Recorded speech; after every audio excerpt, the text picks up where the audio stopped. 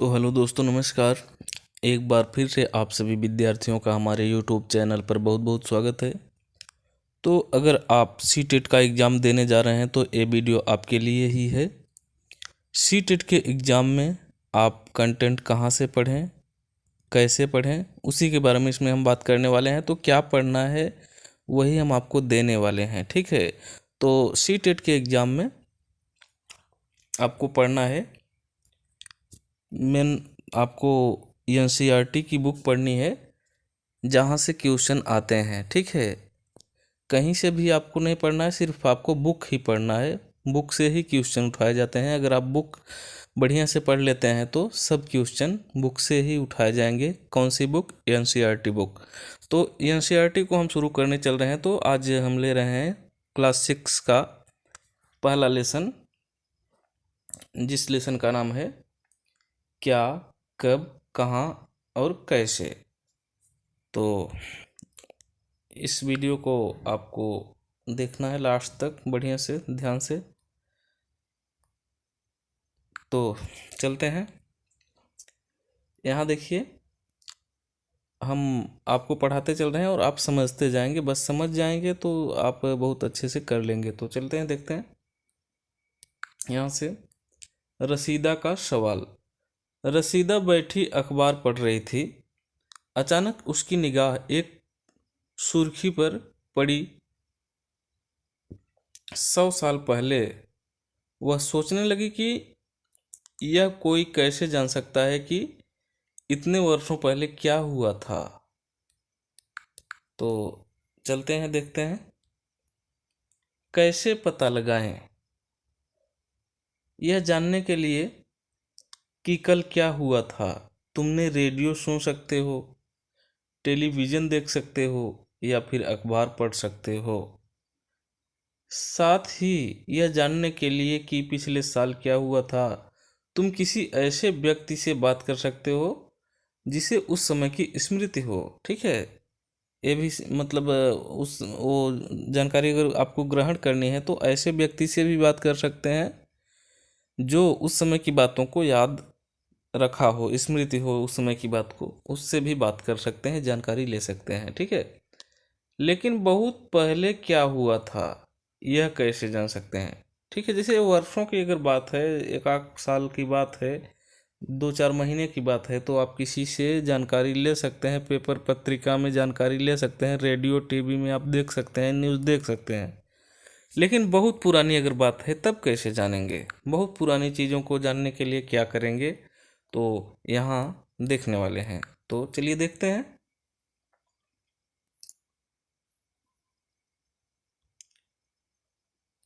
अतीत के बारे में हम क्या जान सकते हैं?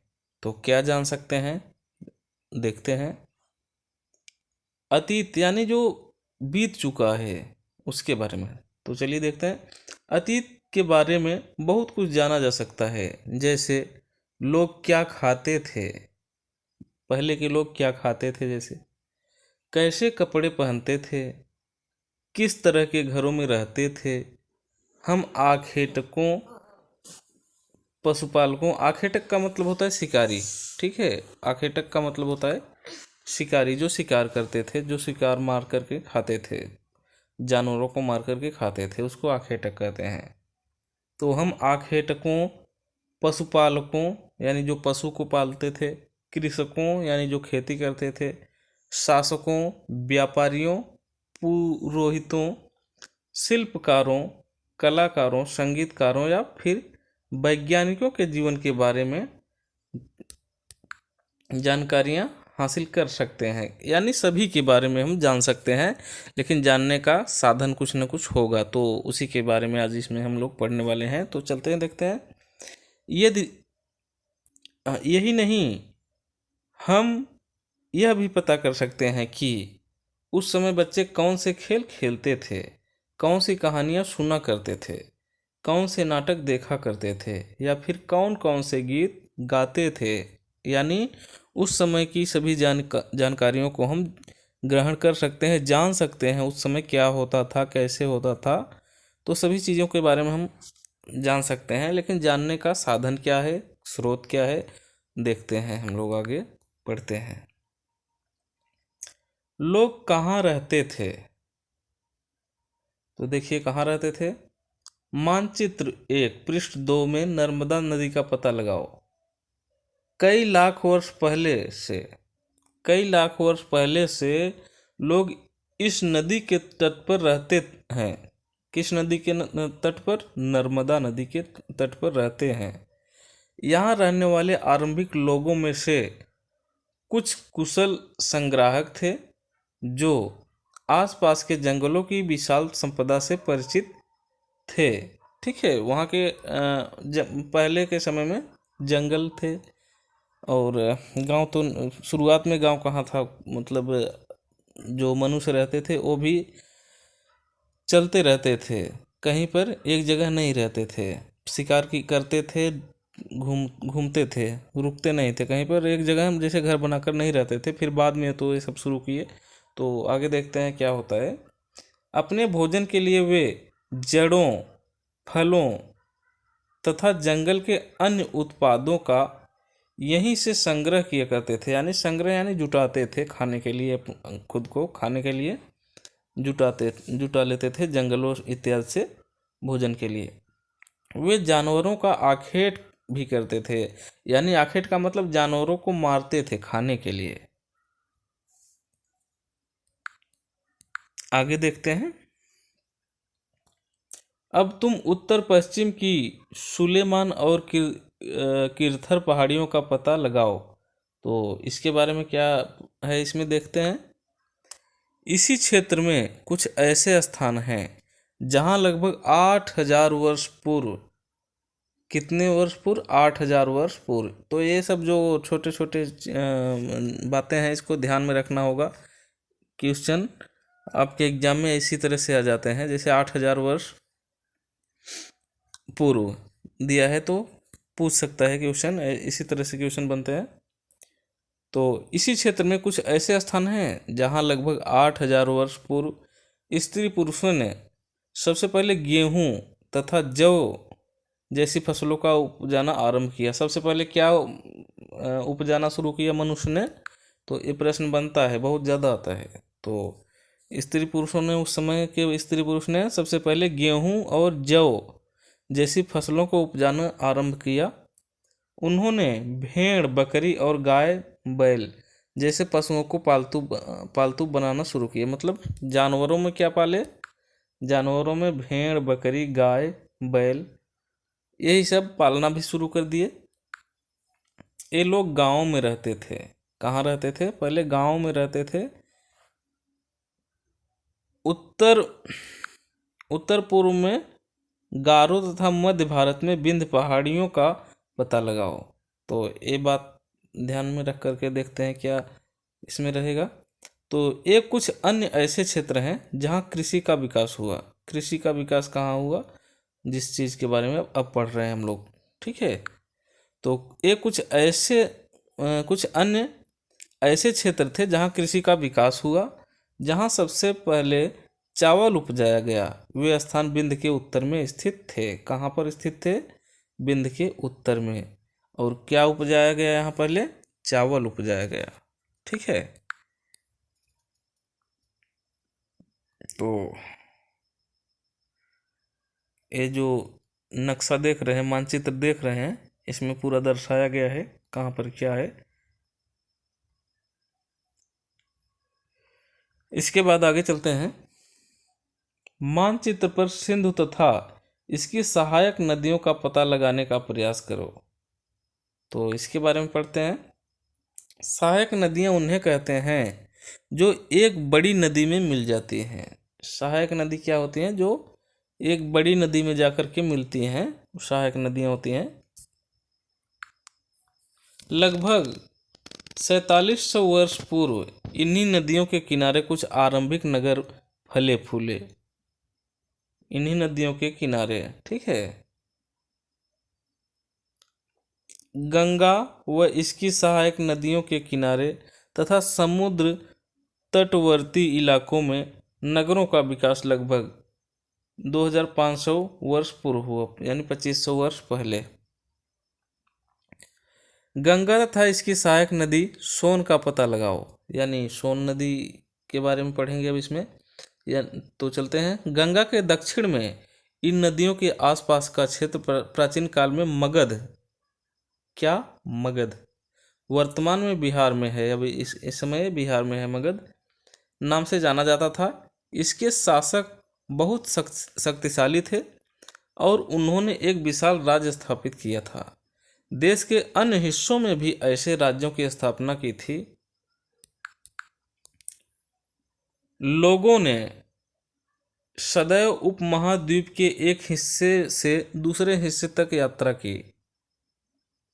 कभी कभी हिमालय जैसे ऊंचे पर्वतों, पहाड़ियों, रेगिस्तान, नदियों तथा समुद्रों के कारण यात्रा जोखिम भरी होती थी। ठीक है, पहले यात्रा भी करना बहुत जोखिम भरा होता था। पहले यातायात के साधन भी नहीं थे ना, तो बहुत ज़्यादा दिक्कत होता था। पहले एक जगह से दूसरे जगह जाने में बड़ी दिक्कत होती थी और बहुत समय लगता था, क्योंकि यातायात का साधन नहीं था।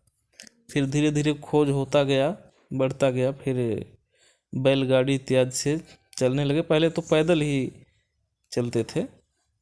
ठीक है, समुद्रों के कारण यात्रा जोखिम भरी होती थी। फिर भी ये यात्रा उनके लिए असंभव नहीं थी।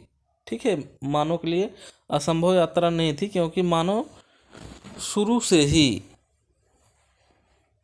किसी काम, कोई भी काम करने में हार नहीं मानता था। वो करता रहता था, कुछ न कुछ जुगाड़ निकालता रहता था। ठीक है, अतः कभी लोग काम की तलाश में, तो कभी प्राकृतिक आपदाओं के कारण एक स्थान से दूसरे स्थान जाया करते थे। ठीक है, पहले कभी कभी लोग काम की तलाश में, तो कभी प्राकृतिक आपदाओं के कारण।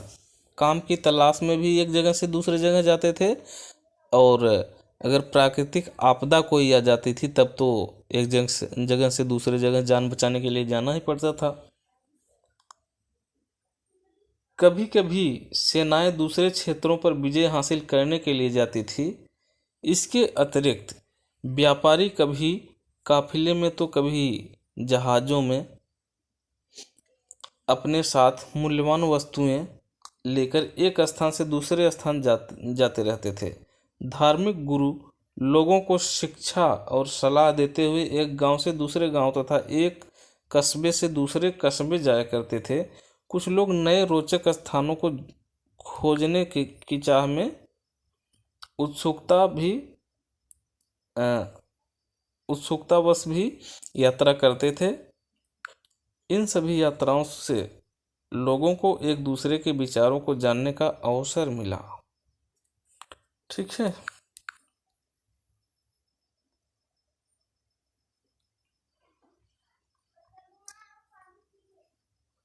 आज लोग यात्राएं क्यों करते हैं?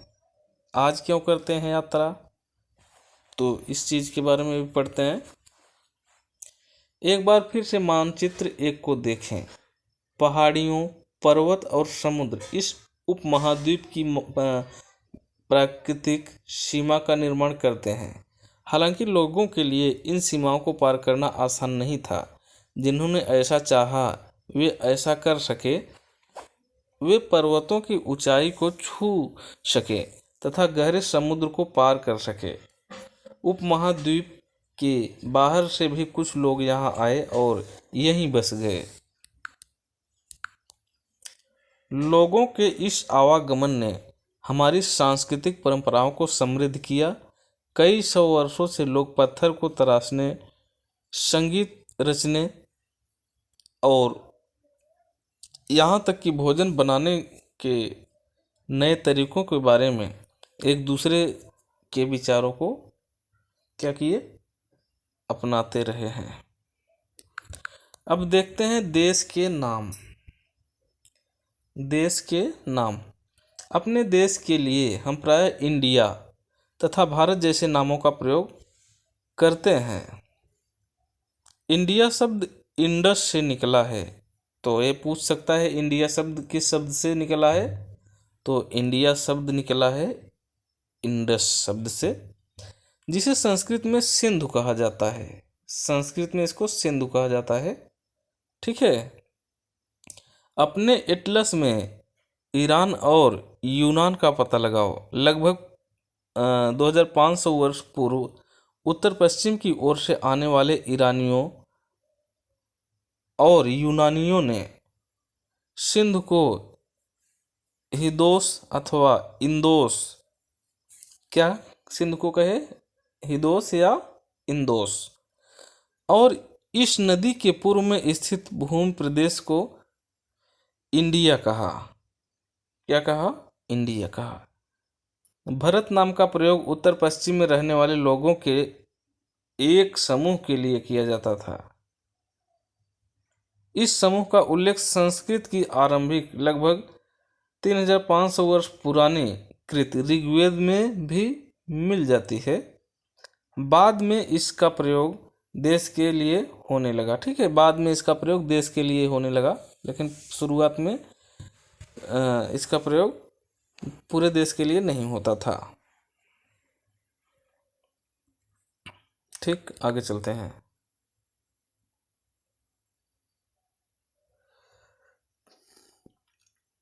अतीत के बारे में कैसे जाने? तो अतीत के बारे में कैसे जाने, देखते हैं। अतीत की जानकारी हम कई तरह से प्राप्त कर सकते हैं। अतीत यानी जो बीत चुका है। इनमें से एक तरीका अतीत में लिखी गई पुस्तकों को ढूंढना और पढ़ना है। ये पुस्तकें हाथ से लिखी होने के कारण पांडुलिपि कही जाती हैं। अंग्रेजी में पांडुलिपि के लिए प्रयुक्त होने वाला मैन्युस्क्रिप्ट शब्द लैटिन भाषा मेनू, जिसका अर्थ है हाथ है, से निकला है। ठीक है। ये पांडुलिपियां प्रायः ताड़पत्रों अथवा हिमालय क्षेत्र में उगने वाले भूर्ज नामक पेड़ की छाल से विशेष तरीके से तैयार भोजपत्र पर लिखी मिलती हैं। ठीक है। पहले कागज नहीं था, उस समय कागज का खोज नहीं था, तो इसी पर ताड़पत्रों पर, भोजपत्रों इत्यादि पर लिखे जाते थे।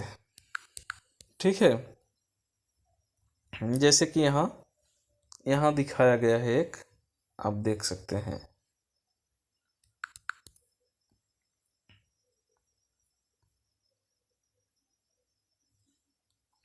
ताड़पत्रों से बनी पांडुलिपि का पृष्ठ। यह पांडुलिपि लगभग 1000 वर्ष पहले लिखी गई थी। किताब बनाने के लिए ताड़ के पत्तों को काटकर उनके अलग अलग हिस्सों को एक साथ बांध दिया जाता था। भूर्ज पेड़ की छाल से बनी ऐसी ही एक पांडुलिपि को तुम यहाँ देख सकते हो, जो कि यहाँ देख सकते हैं, जो यहाँ पर दिया गया है। ठीक है। ये मतलब ये ऐसे ही लिखा जाता था तब। इतने वर्षों में इनमें से कई पांडुलिपियों को कीड़ों ने खा लिया। कहने का मतलब इतना पुराना तो रखा नहीं जा सकता है, कीड़े पर खा जाएंगे उसको। ठीक है। तथा कुछ नष्ट कर दी गई। फिर भी ऐसी कई पांडुलिपियां आज भी उपलब्ध हैं। प्रायः ये पांडुलिपियां मंदिरों और विहारों में प्राप्त होती हैं। इन पुस्तकों में धार्मिक मान्यताओं व व्यवहारों, राजाओं के जीवन, औषधियों तथा विज्ञान आदि सभी प्रकार के विषयों की चर्चा मिलती है। इनके अतिरिक्त हमारे यहाँ महाकाव्य, कविताएं, नाटक भी हैं। इनमें से कई संस्कृत में लिखे हुए मिलते हैं, जबकि अन्य प्राकृत और तमिल में हैं। प्राकृत भी एक भाषा थी। ठीक है, पहले की भाषा है प्राकृत। प्राकृत भाषा का प्रयोग आम लोग करते थे। ठीक है। तो सबसे पहले तो संस्कृत था, संस्कृत के बाद आया पाली, पाली के बाद प्राकृत, प्राकृत के बाद आया था अपभ्रंश, अपभ्रंश के बाद अवहट, फिर हिंदी की शुरुआत हुई थी। ठीक है। तो हिंदी का विकास इस तरह से हुआ था।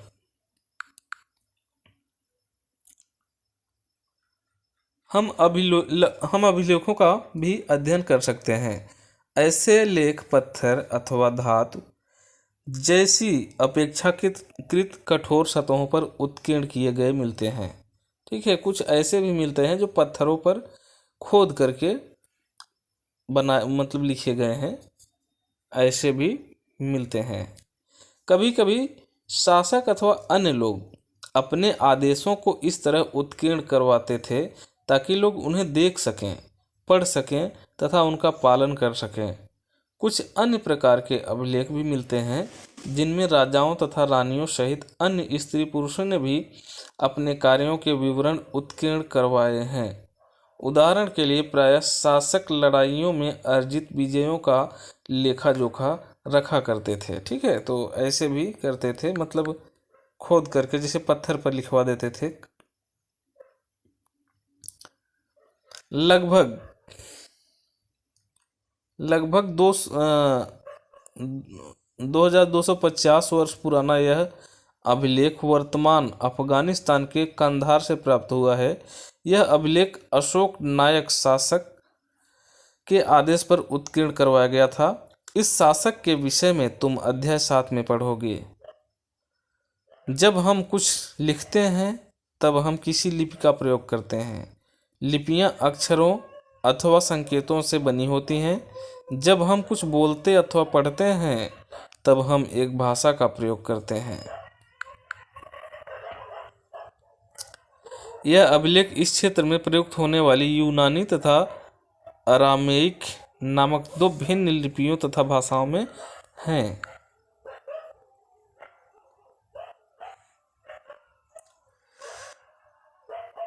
इसके बाद यहाँ देखते हैं, क्या तुम बता सकती हो कि कठोर सतह पर लेख लिखवाने के क्या लाभ थे? ऐसा करवाने में क्या क्या कठिनाइयाँ थी? तो देखिए यहाँ प्रश्न जो यहाँ पर है, प्रश्न है इसका जो ब्लैक से लिखा गया है, इसी का उत्तर दिया गया है। तो इसको समझने के लिए आपको इस तरह से इस किताब में दिया गया है जिससे बच्चे समझ सकें। कक्षा 6 की बुक है तो 6 के बच्चों को पढ़ाने के लिए बुक बनाई गई है, तो उसी हिसाब से है। और आप पढ़ेंगे तो आप तो बहुत आसानी से समझ जाएंगे आप लोग। देखिए आगे देखते हैं। इसके अतिरिक्त अन्य कई वस्तुएं अतीत में बनी और प्रयोग में लाई जाती थी। ऐसी वस्तुओं का अध्ययन करने वाला व्यक्ति पुरातत्वविद कहलाता है। पुरातत्वविद पत्थर और ईंट से बनी इमारतों के अवशेषों, चित्रों तथा मूर्तियों का अध्ययन करते हैं। वे औजारों, हथियारों, बर्तनों, आभूषणों तथा सिक्कों की प्राप्ति के लिए छानबीन तथा खुदाई भी करते हैं। इनमें से कुछ वस्तुएं पत्थर, पकी मिट्टी तथा कुछ धातु की बनी होती हैं, बनी हो सकती हैं। ऐसे तत्व कठोर तथा जल्दी नष्ट न होने वाले होते हैं। ठीक है। पुरातत्वविद जानवरों, चिड़ियों तथा मछलियों की हड्डियां ढूंढते हैं। इससे उन्हें जानने में भी मदद मिलती है कि अतीत में लोग क्या खाते थे। वनस्पतियों के अवशेष बहुत मुश्किल से बच पाते हैं। यदि अन्न के दाने अथवा लकड़ी के टुकड़े जल जाते हैं तो वे जले हुए रूप में बचे रहते हैं। क्या पुरातत्वविदों को बहुधा कपड़ों के अवशेष मिलते होंगे? तो ये देखते हैं, ये भी प्रश्न है जो इसका उत्तर देख लेते हैं। तो पांडुलिपियों, अभिलेखों तथा पुरातत्व से ज्ञात जानकारियों के लिए इतिहासकार प्रायः स्रोत शब्द का प्रयोग करते हैं। इतिहासकार उन्हें कहते हैं जो अतीत का अध्ययन करते हैं। स्रोत के प्राप्त होते ही अतीत के बारे में पढ़ना बहुत रोचक हो जाता है, क्योंकि इन स्रोतों की सहायता से हम धीरे धीरे अतीत का पुनर्निर्माण करते जाते हैं। पुनर्निर्माण माने फिर से निर्माण। अतः इतिहासकार तथा पुरातत्वविद उन जासूसों की तरह हैं जो इन सभी स्रोतों का प्रयोग सुराग के रूप में कर अतीत को जानने का प्रयास करते हैं।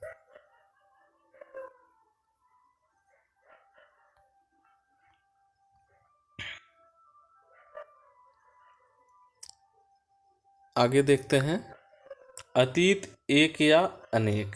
तो इसको पढ़ लेते हैं। क्या तुमने इस पुस्तक के शीर्षक हमारे अतीत पर ध्यान दिया है? यहाँ अतीत शब्द का प्रयोग बहुवचन के रूप में किया गया है। ऐसा इस तथ्य की ओर ध्यान दिलाने के लिए किया गया है कि अलग अलग समूह के लोगों के लिए इस अतीत के अलग अलग मायने थे। उदाहरण के लिए, पशुपालकों अथवा कृषकों का जीवन राजाओं तथा रानियों के जीवन से तथा व्यापारियों का जीवन शिल्पकारों के जीवन से बहुत भिन्न था। जैसा कि हम आज भी देखते हैं, उस समय भी देश के अलग अलग हिस्सों में लोग अलग अलग व्यवहारों और रीति रिवाजों का पालन करते थे।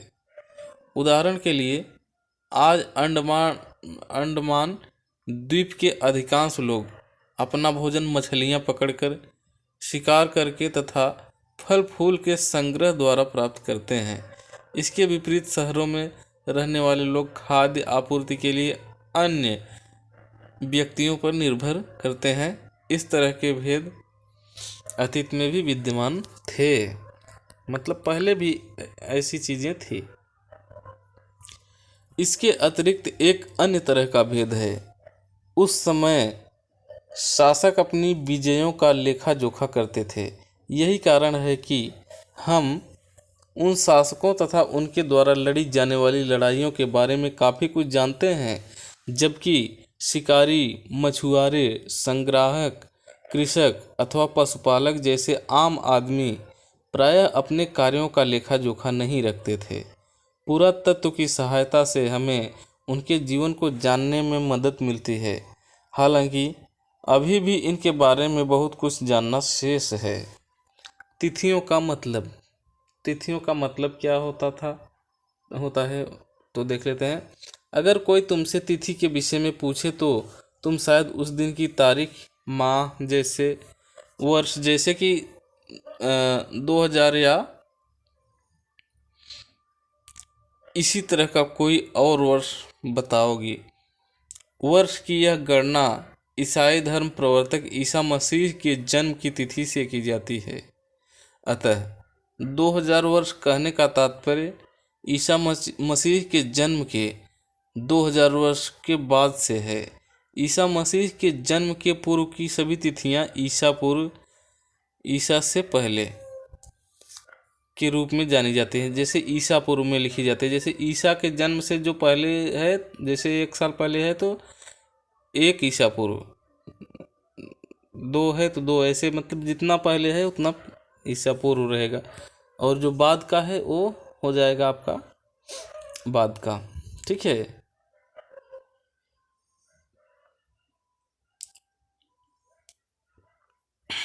इस पुस्तक में हम 2000 को अपना आरंभिक बिंदु मानते हुए वर्तमान से पूर्व की तिथियों का उल्लेख करेंगे।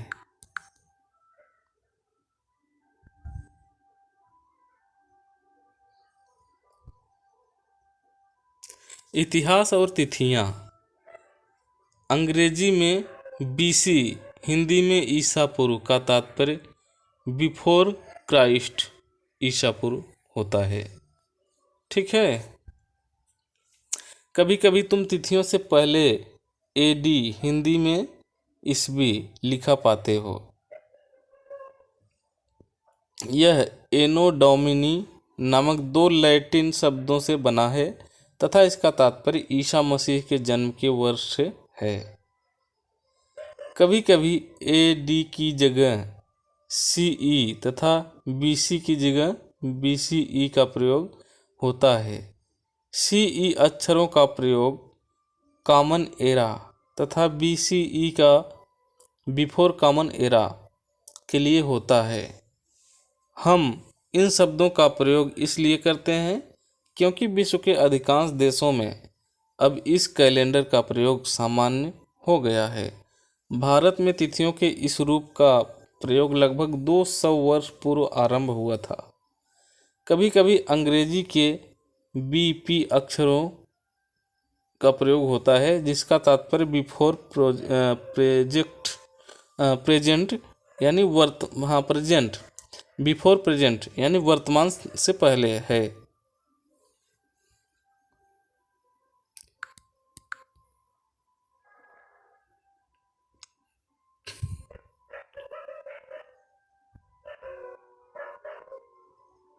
तो यहाँ पर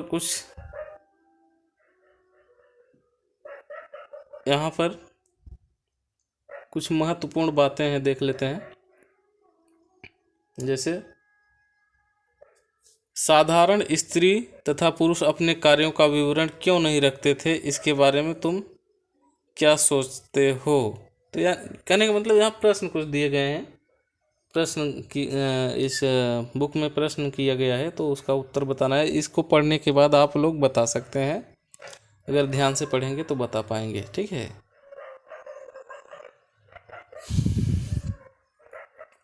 यहाँ देखिए कुछ महत्वपूर्ण तिथियाँ दी गई हैं, इसको तो ध्यान रखना है आपको। जैसे कृषि का आरंभ कब हुआ, तो कृषि का आरंभ हो गया था 8000 वर्ष पहले। कृषि का आरंभ कब हुआ, 8000 वर्ष पहले। ये बहुत इम्पोर्टेंट चीज़ें हैं जो कि एग्जाम में सीधे आएंगी। इसके बाद सिंधु सभ्यता के प्रथम नगर 4700 वर्ष पूर्व, ठीक। गंगा घाटी के नगर मगध का बड़ा राज्य 2500 वर्ष पहले पूर्व। वर्तमान लगभग 2000 वर्ष पहले वर्तमान कहेंगे। तो इस वीडियो में बस इतना ही। अगर आप लोगों को ये वीडियो अच्छा लगा हो तो इस चैनल को सब्सक्राइब कर सकते हैं इस तरह के और भी वीडियो देखने के लिए, ठीक है। तो हम मिलते हैं आप सभी से फिर किसी नेक्स्ट वीडियो में, तब तक के लिए नमस्कार।